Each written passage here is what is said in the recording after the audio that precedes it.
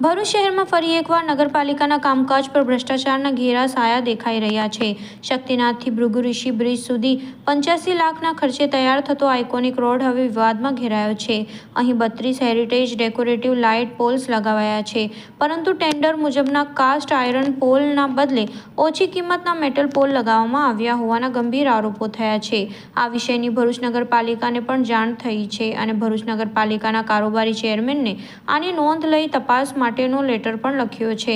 કોંગ્રેસ પ્રમુખ સલીમ અમદાવાદી તથા વિપક્ષના નેતા શમશાદ અલી સૈયદે આ મામલે નગરપાલિકામાં ભ્રષ્ટાચારનો આક્ષેપ કરતા તપાસની માંગ કરી છે।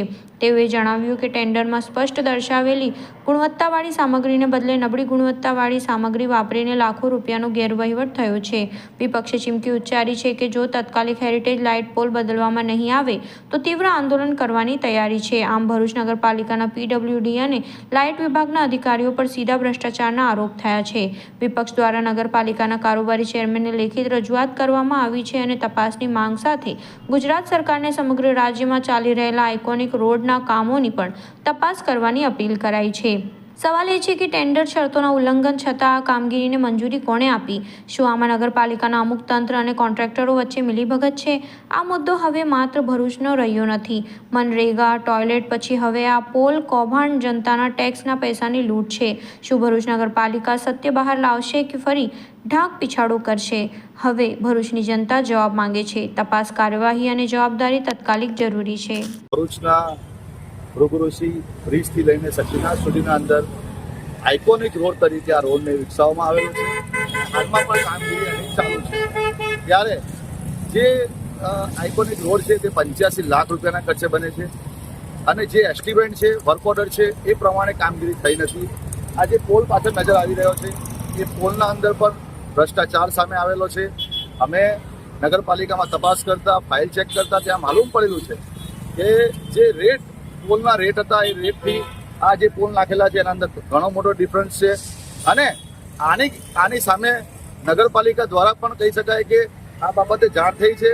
તો નગરપાલિકાના કારોબારી ચેરમેન દ્વારા પણ લેટર લખેલો છે કે આના ઉપર તપાસ થાય। એટલે ક્યાંક ને ક્યાંક નગરપાલિકાના અંદર આંતરિક ભ્રષ્ટાચાર ચાલી રહ્યો છે, આંતરિક વિવાદ ચાલી રહ્યો છે અને ખાસ કરીને આજે નગરપાલિકાના એક જવાબદાર વિપક્ષ તરીકે અમે પણ આ જગ્યાની વિઝિટ કરેલી છે।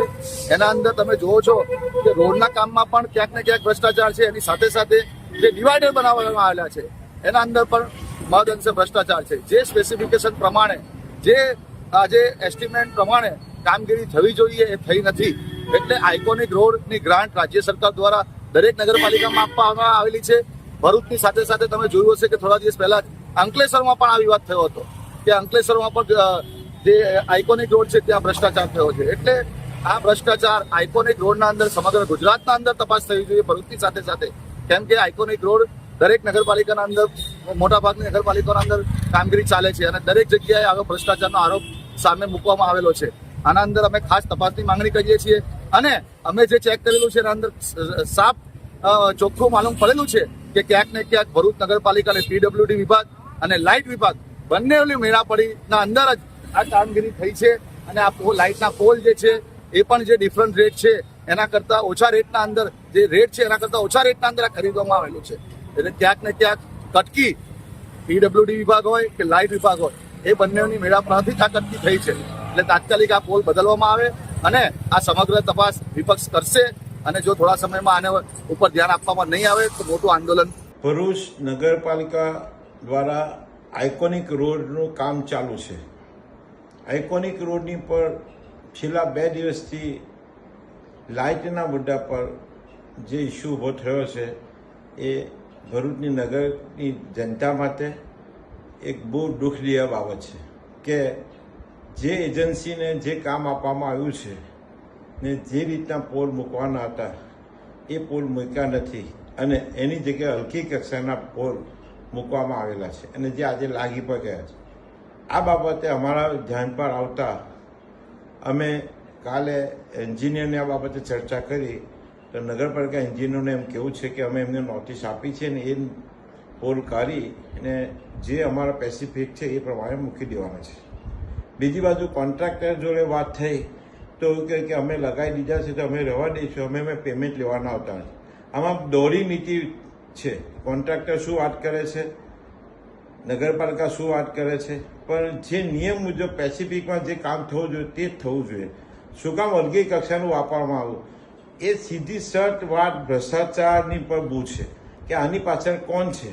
સસ્તી વસ્તુ નાખીને મોંઘી વસ્તુનો પેમેન્ટ કરવાનો જે ભ્રષ્ટાચાર કરવાની જે એક પદ્ધતિ હતી તેને ઉજાગર શહેર કોંગ્રેસ હવે કરશે.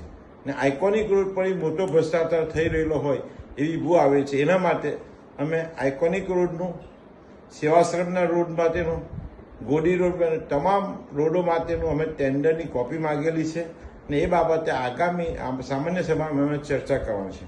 મહત્વની વાત છે કે ભરૂચ નગરપાલિકામાં 31 તારીખે સામાન્ય સભાની બોર્ડ છે.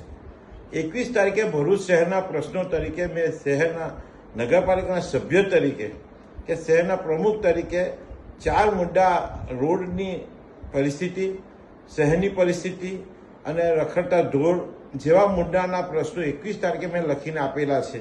એ સામાન્ય સભાના એજન્ડામાં પણ એ લોકોએ લીધા નથી. એટલે ભરૂચ નગરપાલિકા જે ભાજપ શાસિત છે એને ભરૂચની જનતા માટે કે ભરૂચના પ્રશ્નો માટે ચર્ચા કરવાનો સમય નથી. ફક્ત ને ફક્ત ભ્રષ્ટાચાર કરવાનો સમય છે કે ભ્રષ્ટાચાર કરવામાં એમને ઇન્ટરેસ્ટ છે એવું દેખાઈ રહ્યું છે. એ બાબતે આજે ફરીથી અમે પ્રમુખ અને સીઓને અને પ્રાદેશિક સુરતમાં અમે લેટર લખીને આ બાબતની પણ જાણ કરી છે. ને આ બીજા જે પણ પ્રશ્નો છે તમામ જાણ પ્રાદેશિકમાં પણ કમિશનરમાં અમે લોકો જાણ કરી દીધી છે. ને આવનાર દિવસોમાં 31 તારીખે બોર્ડમાં જો આ પ્રશ્નોની ચર્ચા કરવામાં નહીં આવે તો કમિશનરમાં એમાં વાંધો ઉઠવામાં આવશે ને જરૂર પડે કોર્ટના પણ દરવાજા ખખડવામાં શહેર કોંગ્રેસ પાછી પાણી કરે નહીં એવું ભરૂચની જનતાને આજે ખાતરી આપું છું.